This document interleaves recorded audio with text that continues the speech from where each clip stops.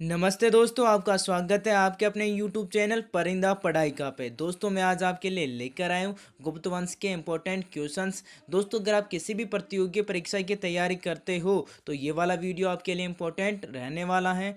चलिए दोस्तों स्टार्ट करते हैं। क्वेश्चन नंबर फर्स्ट, गुप्त वंश का संस्थापक कौन था? सही आंसर ऑप्शन बी श्रीगुप्त। तो श्रीगुप्त ने 240 ईस्वी में गुप्त वंश की स्थापना की थी और साथ ही गुप्त काल को हिंदू धर्म का स्वर्ण काल भी कहा जाता है। क्वेश्चन नंबर दो, गुप्त साम्राज्य का वास्तविक संस्थापक किसे माना जाता है? सही आंसर ऑप्शन सी चंद्रगुप्त प्रथम। तो गुप्त साम्राज्य का वास्तविक संस्थापक चंद्रगुप्त प्रथम को माना जाता है और चंद्रगुप्त प्रथम ने अपने राज्याभिषेक के अवसर पर 319 ईस्वी में गुप्त संवत चलाया था और चंद्रगुप्त प्रथम ने 319 ईस्वी से 335 ईस्वी तक शासन किया।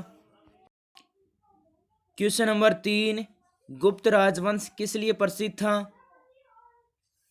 सही आंसर है ऑप्शन बी कला एवं स्थापत्य साहित्य। तो गुप्त राजवंश है वो कला एवं स्थापत्य साहित्य के लिए प्रसिद्ध था और सर्वप्रथम मंदिरों का निर्माण भी गुप्त राजवंश ने ही करवाया था। क्वेश्चन नंबर चार, भारत का नेपोलियन किसे कहा जाता है? सही आंसर है ऑप्शन ए समुद्रगुप्त। तो भारत का नेपोलियन समुद्रगुप्त को कहा जाता है। इतिहासकार सर विंसेंट स्मिथ ने समुद्रगुप्त को भारत का नेपोलियन कहा था और समुद्रगुप्त को कविराज भी कहा जाता है।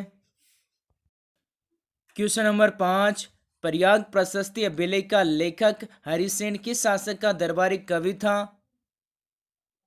सही आंसर ऑप्शन ए चंद्रगुप्त। तो प्रयाग प्रशस्ति अभिलेख का लेखक हरिसेन चंद्रगुप्त मौर्य का दरबारी कवि था और प्रयाग प्रशस्ति अभिलेख समुद्रगुप्त की आत्मकथा है। इसमें समुद्रगुप्त की विजयों का वर्णन मिलता है।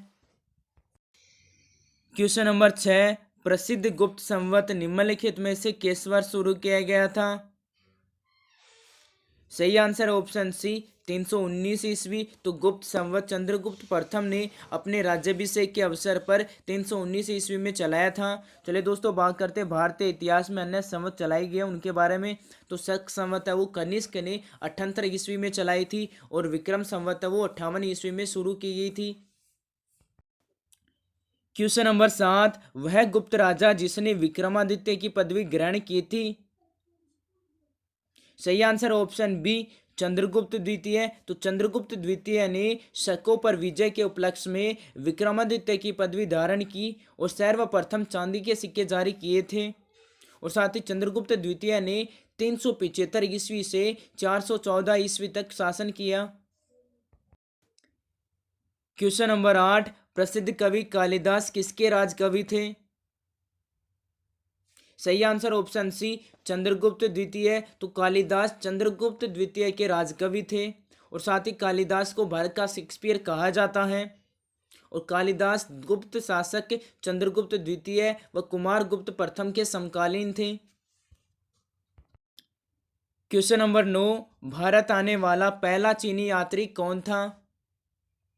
सही आंसर ऑप्शन बी फाहियान। तो भारत आने वाला पहला चीनी यात्री फाहियान था और फाहियान गुप्त शासक चंद्रगुप्त द्वितीय के समकालीन भारत आया था और फाहियान शब्द का अर्थ होता है धर्म का प्रकाश। क्वेश्चन नंबर 10, सामंत प्रणाली का जन्मदाता किसे कहा जाता है? सही आंसर ऑप्शन सी समुद्रगुप्त। तो सामंत प्रणाली का जन्मदाता समुद्रगुप्त को कहा जाता है और समुद्रगुप्त ने 335 ईस्वी से 375 ईस्वी तक शासन किया था। क्वेश्चन नंबर 11, नालंदा विश्वविद्यालय की स्थापना किसने की? सही आंसर ऑप्शन बी कुमारगुप्त। तो नालंदा विश्वविद्यालय की स्थापना कुमारगुप्त ने की थी और 1199 ईस्वी में तुर्क आक्रमणकारी बख्तियार खिलजी ने इसे जलाकर पूर्णतः नष्ट कर दिया था और इसे ऑक्सफोर्ड और महायान बौद्ध के नाम से भी जाना जाता था और कुमारगुप्त ने 415 ईस्वी से 455 ईस्वी तक शासन किया था। क्वेश्चन नंबर 12, परम भागवत उपाधि धारण करने वाला प्रथम गुप्त शासक कौन था?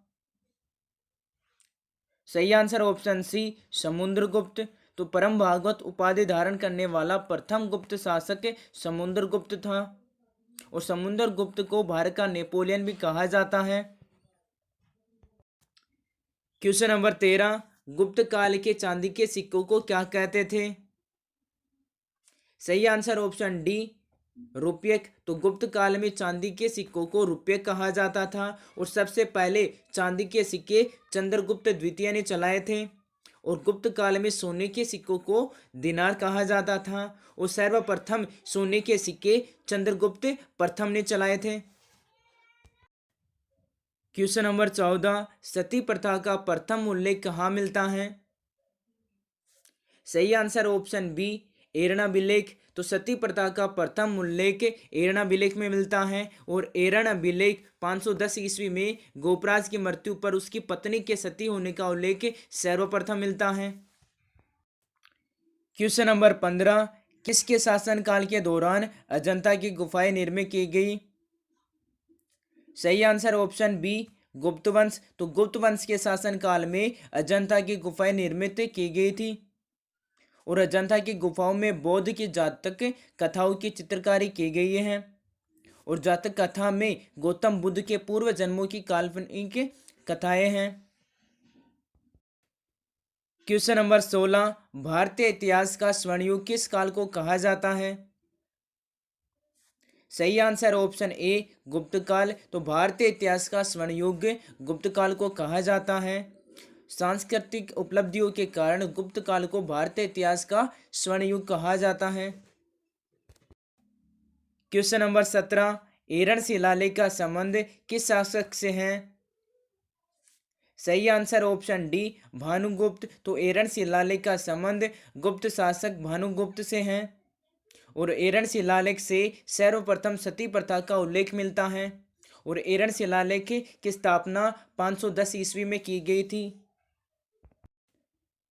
क्वेश्चन नंबर 18, समुद्रगुप्त की सभी विजयों के संदर्भ में मुख्य स्रोत हैं? सही आंसर होगा ऑप्शन बी प्रयाग प्रशस्ति। तो समुद्रगुप्त की सभी विजयों का उल्लेख प्रयाग प्रशस्ति में किया गया है, और प्रयाग प्रशस्ति को समुद्रगुप्त की आत्मकथा भी कहा जाता है, और प्रयाग प्रशस्ति की रचना हरिसेन ने की थी। क्वेश्चन नंबर 19, किस गुप्त शासक ने हुणों को पराजित कर विक्रमादित्य की उपाधि धारण की थी?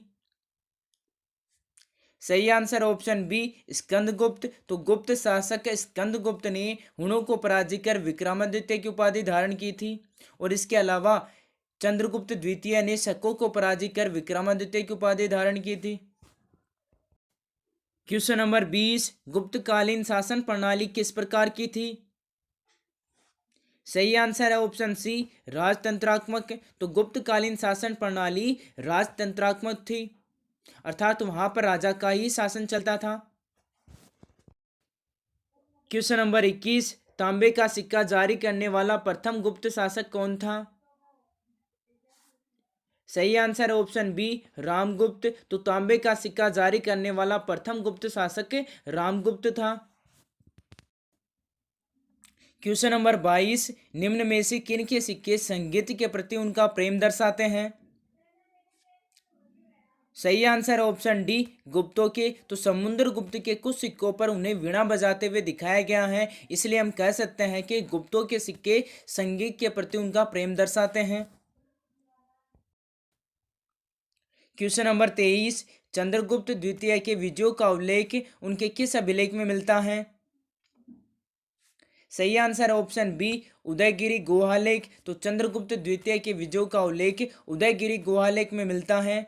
उसी प्रकार समुद्रगुप्त के विजयों का उल्लेख प्रयाग प्रशस्ति में मिलता है, अर्थात प्रयाग प्रशस्ति समुद्रगुप्त की आत्मकथा भी है।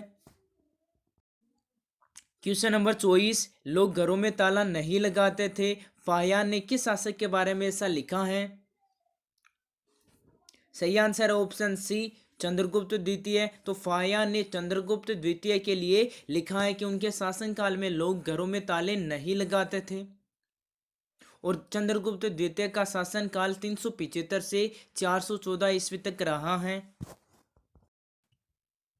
क्वेश्चन नंबर 25, वराह मिहिर का पंच सिद्धांतिका किससे संबंधित है? सही आंसर है ऑप्शन बी, खगोल विज्ञान। तो वराह मिहिर का पंच सिद्धांतिका खगोल विज्ञान से संबंधित है। और वृहत जातक वराह मिहिर का यह ग्रंथ विज्ञान व कला का विश्वकोश माना जाता है। दोस्तों वीडियो अच्छा लगे तो वीडियो को लाइक कीजिए, अपने दोस्तों के साथ शेयर कीजिए और चैनल को सब्सक्राइब कीजिए। धन्यवाद।